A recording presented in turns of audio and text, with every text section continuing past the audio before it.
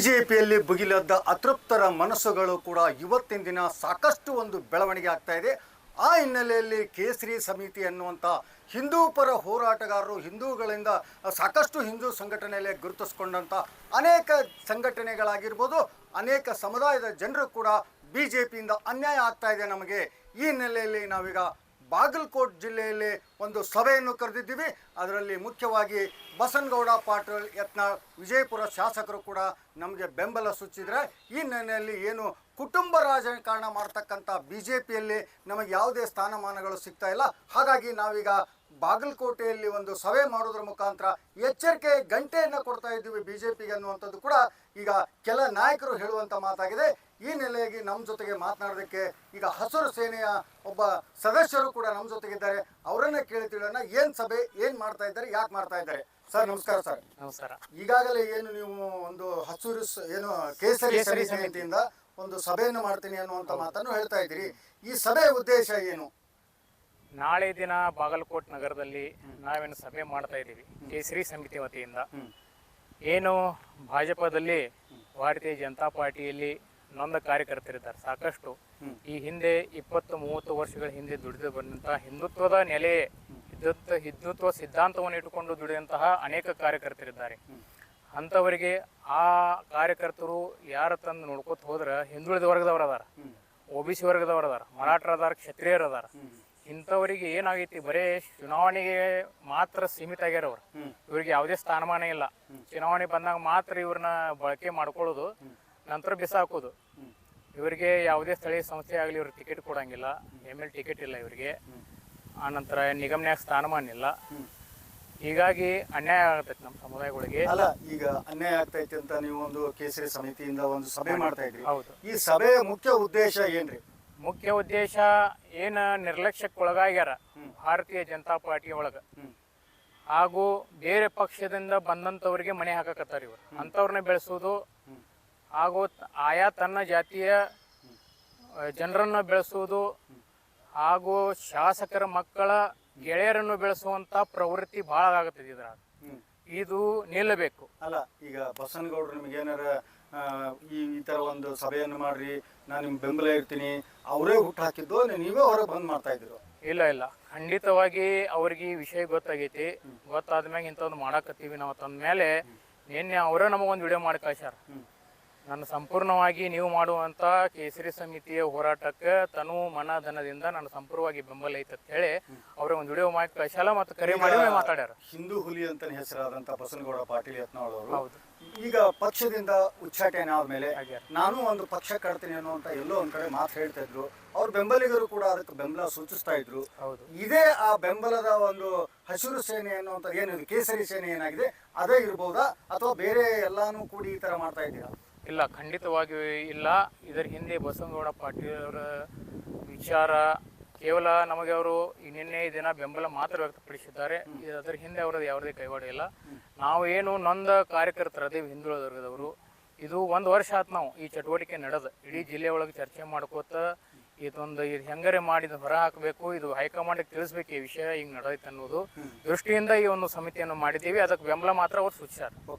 ಈಗ ನಿಮ್ಮ ಒಂದು ಏನು ಕೇಸರಿ ಸೇನೆ ಏನಿದೆ ಅಲ್ಲ, ಇವತ್ತಿನ ದಿವಸ ಎಲ್ಲರೂ ಹಿಂದುಳಿದ ಆದದ್ರಿಂದ ತುಳಿತಕ್ಕೊಳಗಾಗಿದ್ದೀರಿ, ನಾವು ಬಿಜೆಪಿಯಿಂದ ನಮ್ಗೆ ಅನ್ಯಾಯ ಆಗೈತೆ ಅನ್ನುವಂಥ ಮಾತ್ರ ರಾಜ್ಯ ವ್ಯಾಪಿಯಲ್ಲಿ ಕರೆದಿದ್ದೀರಿ ಆ ಜನರನ್ನ, ಅಥವಾ ಇಲ್ಲಿ ಬಾಗಲಕೋಟೆ ಜಿಲ್ಲೆಗೆ ಅಷ್ಟ ಸೀಮಿತ? ಇಲ್ಲ, ಬೇರೆ ಬೇರೆ ಜಿಲ್ಲೆಯಿಂದ 5 ಜನರಿಗೆ ಬರಕ್ ಹೇಳಿದೀವಿ.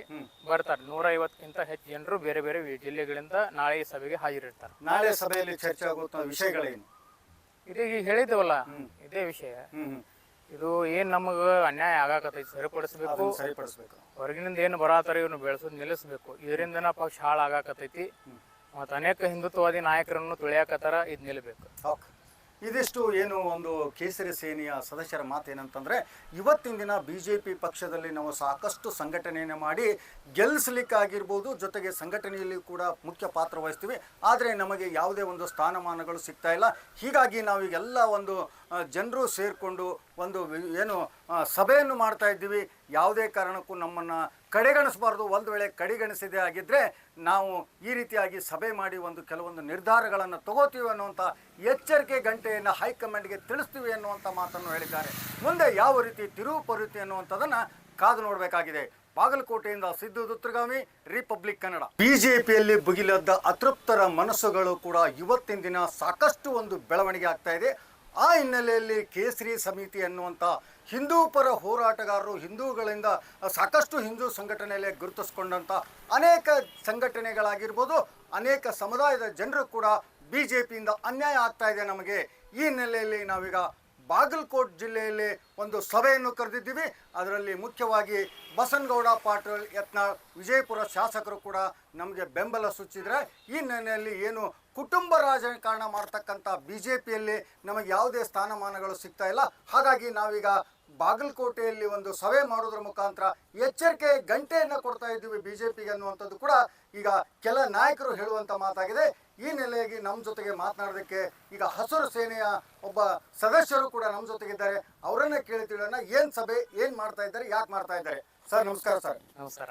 ಈಗಾಗಲೇ ಏನು ನೀವು ಒಂದು ಏನು ಕೇಸರಿ ಸಮಿತಿಯಿಂದ ಒಂದು ಸಭೆಯನ್ನು ಮಾಡ್ತೀನಿ ಅನ್ನುವಂಥ ಮಾತನ್ನು ಹೇಳ್ತಾ ಇದ್ದೀರಿ. ಈ ಸಭೆಯ ಉದ್ದೇಶ ಏನು? ನಾಳೆ ದಿನ ಬಾಗಲಕೋಟ್ ನಗರದಲ್ಲಿ ನಾವೇನು ಸಭೆ ಮಾಡ್ತಾ ಇದ್ದೀವಿ ಕೇಸರಿ ಸಮಿತಿ ವತಿಯಿಂದ. ಏನು ಭಾಜಪದಲ್ಲಿ ಭಾರತೀಯ ಜನತಾ ಪಾರ್ಟಿಯಲ್ಲಿ ನೊಂದ ಕಾರ್ಯಕರ್ತರಿದ್ದಾರೆ ಸಾಕಷ್ಟು. ಈ ಹಿಂದೆ 20-30 ವರ್ಷಗಳ ಹಿಂದೆ ದುಡಿದು ಬಂದಂತಹ ಹಿಂದುತ್ವದ ನೆಲೆ, ಹಿಂದುತ್ವ ಸಿದ್ಧಾಂತವನ್ನು ಇಟ್ಟುಕೊಂಡು ದುಡಿದಂತಹ ಅನೇಕ ಕಾರ್ಯಕರ್ತರಿದ್ದಾರೆ. ಅಂಥವರಿಗೆ ಆ ಕಾರ್ಯಕರ್ತರು ಯಾರ ತಂದು ನೋಡ್ಕೊತ ಹೋದ್ರೆ ಹಿಂದುಳಿದ ವರ್ಗದವ್ರು ಅದಾರ, OBC ವರ್ಗದವ್ರು ಅದಾರ, ಮರಾಠರದಾರ, ಕ್ಷತ್ರಿಯರು ಅದಾರ. ಇಂಥವರಿಗೆ ಏನಾಗೈತಿ, ಬರೇ ಚುನಾವಣೆಗೆ ಮಾತ್ರ ಸೀಮಿತ ಆಗ್ಯಾರವ್ರು. ಇವ್ರಿಗೆ ಯಾವುದೇ ಸ್ಥಾನಮಾನ ಇಲ್ಲ. ಚುನಾವಣೆ ಬಂದಾಗ ಮಾತ್ರ ಇವ್ರನ್ನ ಬಳಕೆ ಮಾಡ್ಕೊಳ್ಳೋದು, ನಂತರ ಬಿಸಾಕೋದು. ಇವರಿಗೆ ಯಾವುದೇ ಸ್ಥಳೀಯ ಸಂಸ್ಥೆ ಆಗಲಿ ಇವ್ರಿಗೆ ಟಿಕೆಟ್ ಕೊಡಂಗಿಲ್ಲ, ML ಟಿಕೆಟ್ ಇಲ್ಲ ಇವರಿಗೆ. ಆನಂತರ ನಿಗಮನ್ಯಾಗ ಸ್ಥಾನಮಾನ ಇಲ್ಲ. ಹೀಗಾಗಿ ಅನ್ಯಾಯ ಆಗತೈತಿ ನಮ್ಮ ಸಮುದಾಯಗಳಿಗೆ. ಅಲ್ಲ, ಈಗ ಅನ್ಯಾಯ ಆಗ್ತೈತಿ ಅಂತ ನೀವು ಒಂದು ಕೇಸರಿ ಸಮಿತಿಯಿಂದ ಒಂದು ಸಭೆ ಮಾಡ್ತಾ ಇದ್ರಿ. ಹೌದು. ಈ ಸಭೆಯ ಮುಖ್ಯ ಉದ್ದೇಶ ಏನ್ರಿ?